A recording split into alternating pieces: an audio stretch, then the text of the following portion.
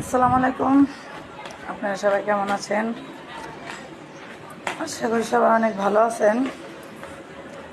তো আমি একটু কম ভালো, কারণ অনেক লোকেরা, ছেলে নাই মেয়ে নাই, প্রায় হাজার হাজার লোকেরা আমার নামে ফেক আইডি করছে। আসলে এটা করা ঠিক না আমি মনে করি, কারণ প্রত্যেকটা ব্যক্তি একটা মানুষ, সে ছেলে হোক আর মেয়ে হোক।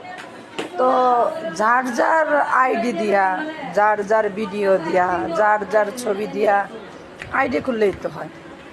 আর একজনেরটা দিয়া খোলার কি প্রয়োজন? মানে আমি বুঝি না, তারা কি মানে অন্যের ঘাড়ে বন্দুক থিয়া স্বীকার করতে চায়?